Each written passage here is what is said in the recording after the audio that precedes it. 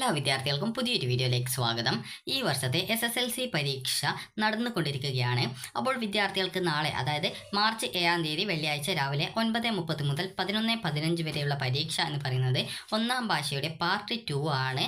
അപ്പോൾ വിദ്യാർത്ഥികൾക്കുള്ള ഈ ഒരു പരീക്ഷ എന്ന് പറയുന്നത് മലയാളം, അതുപോലെ അതല്ലെങ്കിൽ തമിഴ്, അല്ലെങ്കിൽ കന്നഡ, അല്ലെങ്കിൽ സ്പെഷ്യൽ ഇംഗ്ലീഷ്, അല്ലെങ്കിൽ ഫിഷറീസ് സയൻസ്, ഫിഷറീസ് ടെക്നിക്കൽ സ്കൂളുകൾക്കാണ്. അതുമല്ലെങ്കിൽ അറബിക് ഓറിയൻ്റൽ 2ാം പേപ്പർ, അത് അറബിക് സ്കൂളുകൾക്കാണ്. അതും അല്ലെങ്കിൽ സംസ്കൃതം ഓറിയൻ്റൽ 2ാം പേപ്പർ സംസ്കൃതം സ്കൂളുകൾക്ക് ആണ്. അപ്പോൾ ഈ ഒരു ഇതിൽ ഏതെങ്കിലും ഒരു പരീക്ഷയായിരിക്കും നിങ്ങൾക്ക് നാളത്തെ സബ്ജക്റ്റായിട്ട് ഉണ്ടാവുക.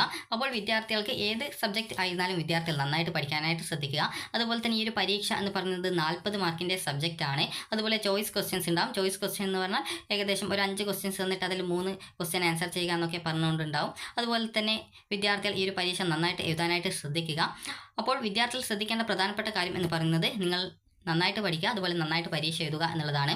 അതുപോലെ തന്നെ ഈ ഒരു പരീക്ഷ ജയിക്കാനായിട്ട് എത്ര മാർക്ക് വിദ്യാർത്ഥികൾ നേടണം എന്നുള്ള കാര്യം നമുക്ക് നോക്കാം. അതുപോലെ തന്നെ ഈ ഒരു 40 മാർക്കിൽ നിങ്ങൾക്ക് എത്ര മാർക്ക് കിട്ടിയാലാണ് A+, A ഗ്രേഡ് ഇതൊക്കെ കിട്ടുക എന്നുള്ളത് നോക്കാം. അപ്പോൾ വിദ്യാർത്ഥികൾ ശ്രദ്ധിക്കേണ്ട പ്രധാനപ്പെട്ട കാര്യം എന്ന് പറയുന്നത് നിലവിൽ നിങ്ങൾക്ക് 2 പരീക്ഷകളാണ് കഴിഞ്ഞിട്ടുള്ളത്. അതായത് ഒന്നാം ഭാഷയുടെ പാർട്ട് 1ഉം 2ാം ഭാഷയുടെ പരീക്ഷയുമാണ് കഴിഞ്ഞിട്ടുള്ളത്.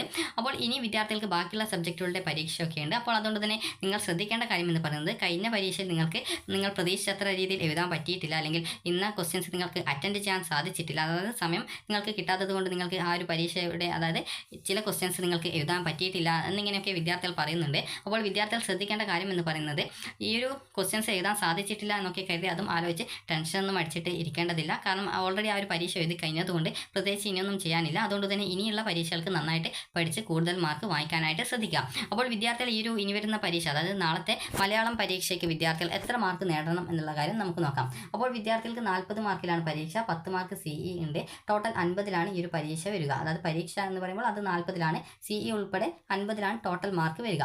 അപ്പോൾ വിദ്യാർത്ഥികൾ ശ്രദ്ധിക്കേണ്ട കാര്യം എന്ന് പറയുന്നത് 40 മാർക്കിൻ്റെ പരീക്ഷയിൽ നിങ്ങളൊരു 30 മാർക്കെങ്കിലും വാങ്ങുന്ന രീതിയിൽ വിദ്യാർത്ഥികൾ പരീക്ഷ എഴുതിയിട്ട് ജയിക്കാനായിട്ട് ശ്രദ്ധിക്കുക. കാരണം നിങ്ങൾക്ക് ഏറ്റവും കുറവ് മാർക്ക് വാങ്ങിച്ചു കഴിഞ്ഞാൽ നിങ്ങൾക്ക് ആകെ ഒരു D+ ഗ്രേഡാണ് കിട്ടുക. അതായത് D+ ഗ്രേഡ് കിട്ടിക്കഴിഞ്ഞാൽ തന്നെ പിന്നീട് നിങ്ങൾക്ക് ഈ ഒരു +1 അഡ്മിഷൻ ഒക്കെ, അതുപോലെ അല്ലെങ്കിൽ പിന്നീടുള്ള എന്തെങ്കിലും പോളിടെക്നിക്കോ അല്ലെങ്കിൽ ITI ഇവ പോലുള്ളവയൊക്കെയുള്ള അഡ്മിഷനൊക്കെ ബുദ്ധിമുട്ട് വരും. അപ്പോൾ അതുകൊണ്ട് തന്നെ നിങ്ങൾ ശ്രദ്ധിക്കേണ്ട കാര്യം എന്ന് പറയുന്നത് ഓൾറെഡി 2 പരീക്ഷ എഴുതി കഴിഞ്ഞു, അതിന് നിങ്ങൾക്ക് ഏത് ഗ്രേഡ് കിട്ടും അല്ലെങ്കിൽ എത്ര മാർക്ക് കിട്ടും എന്നുള്ളത് നിങ്ങൾ ആലോചിക്കേണ്ട യാതൊരു ആവശ്യമില്ല. കാരണം ഓൾറെഡി പരീക്ഷ കഴിഞ്ഞു, ഇനി പ്രത്യേകിച്ചൊന്നും ചെയ്യാനില്ല. അപ്പോൾ നിങ്ങൾ ചെയ്യേണ്ടത് ഇനി വരുന്ന പരീക്ഷ, അതായത് നാളത്തെ പരീക്ഷ ഒന്നാം ഭാഷയുടെ പാർട്ട് 2 ആണ്. അപ്പോൾ വിദ്യാർത്ഥികൾ നന്നായിട്ട് പഠിച്ച് പരീക്ഷ എഴുതുക.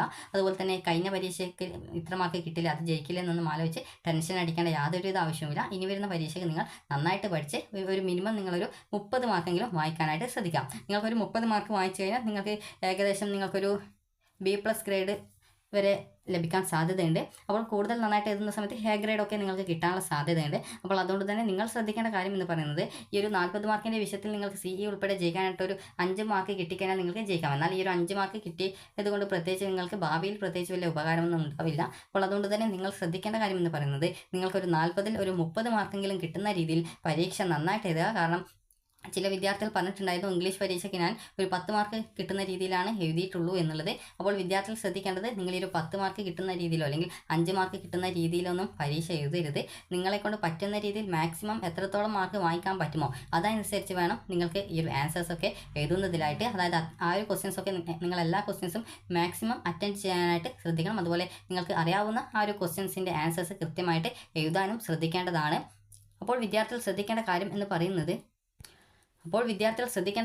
പറയുന്നത് വിദ്യാർത്ഥികൾ ഈ ഒരു കുറഞ്ഞ മാർക്ക് വാങ്ങിക്കാൻ ശ്രദ്ധിക്കരുത്. അതായത് നിങ്ങളൊരു 10 മാർക്കിനോ 5 മാർക്കിനോ അത്രയും മാർക്ക് മതി എന്നുള്ള രീതിയിൽ പരീക്ഷ എഴുതാൻ പാടില്ല. കാരണം നിങ്ങൾക്ക് കുറഞ്ഞ മാർക്ക് കിട്ടിക്കഴിഞ്ഞാൽ നിങ്ങൾക്ക് പിന്നീടായിരിക്കും അതിൻ്റെ ബുദ്ധിമുട്ടും കാര്യങ്ങളൊക്കെ ഉണ്ടാവുക. കാരണം പിന്നീടുള്ള എന്തെങ്കിലുമൊക്കെ അഡ്മിഷൻ കാര്യങ്ങളൊക്കെ നിങ്ങൾ പോകുന്ന സമയത്ത് നിങ്ങൾക്ക് പിന്നീട് ഈ ഒരു മാർക്ക് കുറവായതുകൊണ്ട് നിങ്ങൾക്ക് അഡ്മിഷനൊക്കെ ബുദ്ധിമുട്ടുണ്ടാകും. അതുപോലെ തന്നെ ഈ ഒരു വിവിധ ഡിപ്പാർട്ട്മെൻറ്റുകളിലൊക്കെ ഈ ഒരു SSLC മാർക്ക് അടിസ്ഥാനപ്പെടുത്തിയിട്ട് ഈ ജോബൊക്കെ കൊടുക്കാറുണ്ട്. അപ്പോൾ നിങ്ങൾക്ക് പിന്നീട്, അതായത് ഇപ്പോൾ അല്ല, പിന്നീട് നിങ്ങൾക്ക് അതിനൊക്കെ ശ്രമിക്കുന്ന സമയത്ത് നിങ്ങളെക്കാൾ മാർക്ക് കൂടുതൽ SSLCയിൽ മാർക്കുള്ള വിദ്യാർത്ഥികൾ ഉണ്ടാകുന്ന സമയത്ത് നിങ്ങൾക്ക് ആ ഒരു കാര്യം കൊണ്ട് നിങ്ങൾക്ക് അവിടെ ജോലി കിട്ടാനുള്ള സാധ്യതയൊക്കെ കുറയാനുള്ള സാധ്യതയുണ്ട്. അപ്പോൾ അതുകൊണ്ട് തന്നെ നിങ്ങൾ ശ്രദ്ധിക്കേണ്ട കാര്യം എന്ന് പറയുന്നത് നിങ്ങളെ കൊണ്ട് പറ്റുന്ന രീതിയിൽ ഇനിയുള്ള എക്സാമിനേഷൻ, അതായത് കഴിഞ്ഞ ഇംഗ്ലീഷിൻ്റെയോ അല്ലെങ്കിൽ ഒന്നാം ഭാഷയുടെ പാർട്ട് 1ൻ്റെയോ പരീക്ഷയ്ക്ക് നിങ്ങൾക്ക് എഴുതാൻ പറ്റിയിട്ടില്ല, നിങ്ങൾക്ക് പ്രതീക്ഷിച്ച മാർക്ക് കിട്ടില്ല എന്നൊക്കെ വിചാരിച്ച് ടെൻഷനൊന്നും അടിച്ചിരിക്കാതെ നിങ്ങൾ ശ്രദ്ധിക്കേണ്ട കാര്യം എന്ന് പറയുന്നത് നിങ്ങൾക്ക് ഇനി വരുന്ന പരീക്ഷകൾക്ക് നിങ്ങൾക്ക് എത്രത്തോളം മാർക്ക് നേടാൻ പറ്റുമോ അത്രത്തോളം വായിക്കാനായിട്ട് ശ്രദ്ധിക്കുക. അതായത് നിങ്ങളെ കൊണ്ട് പറ്റുന്ന രീതിയിൽ നിങ്ങൾ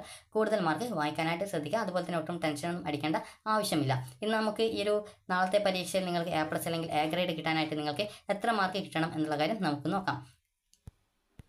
അപ്പോൾ വിദ്യാർത്ഥികൾക്ക് സാധാരണഗതി ഈ ഒരു 40 മാർക്കിൻ്റെ പരീക്ഷയുള്ള സബ്ജക്റ്റുകൾക്ക് ഏകദേശം 10 മാർക്ക് CE തന്നെ കൊടുക്കാറുണ്ട്. എന്നാൽ ചില വിദ്യാർത്ഥികൾക്ക് 1 മാർക്കൊക്കെ കുറക്കാറുമുണ്ട്. അപ്പോൾ അത് നിങ്ങൾ ക്ലാസ്സിൽ നന്നായിട്ട് പഠിക്കുന്ന അല്ലെങ്കിൽ ക്ലാസ്സിൽ നന്നായിട്ട് കാര്യങ്ങളൊക്കെ, അതായത് നോട്ട് ബുക്ക് എഴുതുക അതുപോലെയൊക്കെയുള്ള കാര്യങ്ങളൊക്കെ നിങ്ങൾ ചെയ്യുന്ന ഒരു വിദ്യാർത്ഥിയാണെങ്കിൽ നിങ്ങൾക്കൊരു 10 മാർക്ക് ഉറപ്പായിട്ടും കിട്ടും. അതുപോലെ തന്നെ സാധാരണഗതിയിൽ 10 മാർക്ക് CE ഉള്ള സ്ഥാനത്ത് എല്ലാ വിദ്യാർത്ഥികൾക്കും 10 മാർക്ക് തന്നെയാണ് കൊടുക്കാറുള്ളത്. ചില വിദ്യാർത്ഥികൾക്ക് മാത്രമേ നേരത്തെ പറഞ്ഞതുപോലെ 1 മാർക്കൊക്കെ കുറക്കാറുള്ളൂ. അപ്പോൾ നിങ്ങൾക്ക് 10 മാർക്ക് CE കിട്ടുമെന്ന് നമുക്ക് പ്രതീക്ഷിക്കാം. അപ്പോൾ അങ്ങനെയെങ്കിൽ വിദ്യാർത്ഥികൾക്ക് എഴുത്ത് പരീക്ഷയിൽ 40ൽ നിങ്ങൾ എത്ര മാർക്ക് A+ കിട്ടാനായിട്ട് വാങ്ങിക്കണം എന്നുള്ള കാര്യം നമുക്ക് നോക്കാം. നിങ്ങൾക്കൊരു 35 മുതൽ 40 വരെ കിട്ടുകയാണെങ്കിലാണ് നിങ്ങൾക്ക് A+ ഗ്രേഡ് കിട്ടുക. അപ്പോൾ ഈ ഒരു 30 മുതൽ 34 വരെ മാർക്ക് കിട്ടിക്കഴിഞ്ഞാൽ A ഗ്രേഡ് ആണ് കിട്ടുക. അതുപോലെ 25 മുതൽ 29 വരെ മാർക്ക് കിട്ടുകയാണെങ്കിൽ B+ ഗ്രേഡും, 20 മുതൽ 24 വരെ മാർക്ക് കിട്ടിയാൽ B ഗ്രേഡും, 15 മുതൽ 19 വരെ മാർക്ക് കിട്ടിക്കഴിഞ്ഞാൽ C+ ഗ്രേഡും, 10 മുതൽ 14 വരെ നിങ്ങൾക്ക് മാർക്ക് കിട്ടിക്കഴിഞ്ഞാൽ C ഗ്രേഡാണ് കിട്ടുക. അതുപോലെ തന്നെ 5 മുതൽ 9 വരെ മാർക്ക് കിട്ടിക്കഴിഞ്ഞാൽ D+ ഗ്രേഡാണ് കിട്ടുക. അതായത് D+ എന്ന് പറഞ്ഞാൽ ഏറ്റവും ജയിക്കാനായിട്ട് വേണ്ട ഏറ്റവും കുറഞ്ഞ ഗ്രേഡാണ്. ഇതിന് താഴെയുള്ള 1 മുതൽ 4 വരെ കിട്ടിയാൽ D ഗ്രേഡോ അല്ലെങ്കിൽ 1-ന് താഴെയൊക്കെ കിട്ടുന്ന സമയത്ത് Dയും Eയും കിട്ടിക്കഴിഞ്ഞാൽ ആ ഒരു സബ്ജക്റ്റ് തോറ്റതായിട്ട് കണക്കാക്കും. പിന്നീട് SSLC സേ പരീക്ഷ എഴുതി ജയിക്കേണ്ടതായിട്ട് വരും. അപ്പോൾ അതുകൊണ്ട് തന്നെ നിങ്ങൾ ശ്രദ്ധിക്കേണ്ടത് ഈ ഒരു D+ ഗ്രേഡ് ആവരുത് നിങ്ങളുടെ ലക്ഷ്യം. അതായത് 5 മുതൽ 9 വരെ കിട്ടിക്കഴിഞ്ഞാൽ D+ ഗ്രേഡാണ് കിട്ടുക. നിങ്ങളുടെ ലക്ഷ്യം എന്ന് പറയുന്നത് ഒരു 30 മാർക്കായിരിക്കണം. അതായത് ഒന്നുകിൽ ഒരു A ഗ്രേഡ് അതല്ലെങ്കിൽ B+ ഗ്രേഡ് എങ്കിലും മിനിമം നിങ്ങൾ നേടാനായിട്ട് ശ്രദ്ധിക്കുക. കാരണം നിങ്ങൾക്ക് ഒന്നുകിൽ ഭാവിയിൽ എന്തെങ്കിലും ഉപകാരമൊക്കെ ഉണ്ടാവും. കാരണം എന്തെങ്കിലും ജോലിക്കോ അല്ലെങ്കിൽ മറ്റെന്തെങ്കിലും അഡ്മിഷനും കാര്യങ്ങളൊക്കെ നോക്കുന്ന സമയത്ത് നിങ്ങൾക്ക് ഈ ഒരു രീതിയിൽ നല്ല മാർക്ക് വാങ്ങിക്കുന്ന സമയത്ത് അത് കൂടുതൽ പ്രയോജനപ്രദം ആകുന്നതാണ്. അപ്പോൾ ഇങ്ങനെ പ്രയോജനപ്രദം എന്നതുകൊണ്ട് ഉദ്ദേശിക്കുന്നത് നിങ്ങൾക്കിപ്പോൾ ഒരു സ്ഥലത്ത് ഒരു സീറ്റാണ് ഉള്ളത് എന്ന് കരുതുക. അപ്പോൾ ഒരു സീറ്റിൽ നിങ്ങൾ, അതായത് 2 വിദ്യാർത്ഥികളാണ് അവിടെ SSLC യോഗ്യതയായിട്ടുള്ള ഈ ഒരു 2 വിദ്യാർത്ഥികളാണ് അവിടെ അഡ്മിഷനായിട്ട് പോകുന്നത് എന്ന് കരുതുക. അപ്പോൾ അവിടെ പ്രയോറിറ്റി ആദ്യം നോക്കുന്നത് മാർക്കാണെങ്കിൽ, അതായത് നിങ്ങൾക്കിപ്പോൾ 1 മാർക്ക് അല്ലെങ്കിൽ ഒരു ഗ്രേഡ് ഇപ്പോൾ കൂടുതലാണ്, അതായത് അവിടെ വന്ന നിങ്ങൾക്ക് ഈ ഒരു B+ ഗ്രേഡാണ്, എന്നാൽ മറ്റേ കുട്ടിക്ക് ഒരു C+ ഒക്കെ ആണെങ്കിൽ നിങ്ങൾക്കായിരിക്കും അവിടെ കൂടുതൽ പ്രയോറിറ്റി കിട്ടുക. അതായത് നിങ്ങൾക്കാണ് അവിടെ അഡ്മിഷനുള്ള സാധ്യത കൂടുക. അപ്പോൾ അതുകൊണ്ട് തന്നെ നിങ്ങൾ ശ്രദ്ധിക്കേണ്ട കാര്യം എന്ന് പറയുന്നത് നിങ്ങളെക്കൊണ്ട് പറ്റുന്ന രീതിയിൽ മാക്സിമം മാർക്ക് വാങ്ങിക്കാനായിട്ട് ശ്രദ്ധിക്കുക.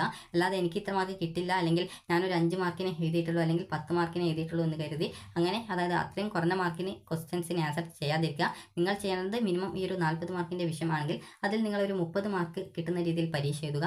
അതുപോലെ 80 മാർക്കിൻ്റെ വിഷയം ആണെങ്കിൽ നിങ്ങൾ അതിൽ ഒരു 60 മാർക്കെങ്കിലും കിട്ടുന്ന രീതിയിൽ പരീക്ഷ എഴുതുക. അപ്പോൾ അങ്ങനെയെങ്കിൽ നിങ്ങൾക്ക് അത് ഭാവിയിൽ ഉപകാരപ്രദമായിരിക്കും. കാരണം റിസൾട്ട് വരുന്ന സമയത്ത് നിങ്ങൾക്ക് പ്രതീക്ഷിച്ച രീതിയിൽ ഗ്രേഡ് ലഭിക്കാതിരിക്കുന്ന സാഹചര്യത്തിൽ നിങ്ങളുടെ സുഹൃത്തുക്കളുടെ റിസൾട്ട് നോക്കുന്ന സമയത്ത് അവർക്ക് കൂടുതൽ ഗ്രേഡ് ഉണ്ട്, എന്നാൽ നിങ്ങൾക്ക് ഗ്രേഡ് കുറവാണെങ്കിൽ നിങ്ങൾക്ക് ആ ഒരു സമയത്തായിരിക്കും നിങ്ങൾ ചിന്തിക്കുന്നത് ആ ഒരു മുൻപ് പരീക്ഷയുടെ സമയത്ത് കുറച്ചുകൂടി നന്നായിട്ട് പഠിച്ചിരുന്നെങ്കിൽ എനിക്ക് ഈ ഒരു മാർക്ക് കിട്ടുമായിരുന്നു എന്നുള്ളത്, അതായത് മാർക്ക് ഗ്രേഡ് കൂടുമായിരുന്നു എന്നുള്ളത്. പ്രത്യേകം ശ്രദ്ധിക്കേണ്ടത് SSLC പരീക്ഷയിൽ ഇമ്പ്രൂവ്മെൻ്റ് ഇല്ല. അപ്പോൾ അതുകൊണ്ട് തന്നെ മാർക്ക് കൂട്ടാനായിട്ട് വീണ്ടും പരീക്ഷ എഴുതാനുള്ള സൗകര്യമില്ല.